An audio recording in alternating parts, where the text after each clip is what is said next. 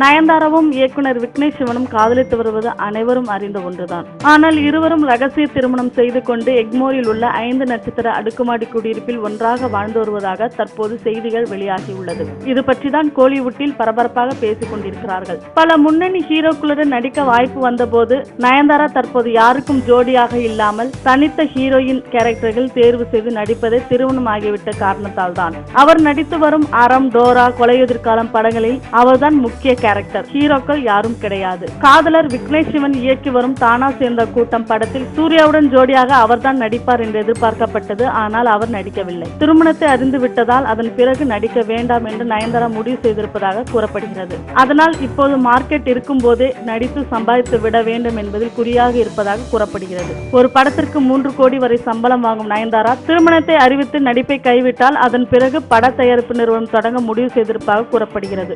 நயன்தாராவை பொறுத்தவரை எதையும் கணித்து சொல்வது கடினம். நாளைக்கு விக்னேஷ் சிவனை கூட கலைத்துவிடப்படலாம் என்கிறார்கள். காரணம், அவரின் காதலர்களிலேயே அதிகமாக நேசித்தது பிரபுதேவாவை தான். அவருக்காக இந்து மதத்திற்கு மாறினார். கையில் பெயரை பச்சை குத்தி கொண்டார். ஒரே நாளில் விட்டு விலகினார். அதனால் நயன்தாராவை பொறுத்தவரை எதுவும் நிரந்தரமில்லை என்கிறார்கள். மேலும் சினிமா தகவல்களுக்கு கீழே உள்ள சப்ஸ்கிரைப் பட்டனை அழுத்தவும்.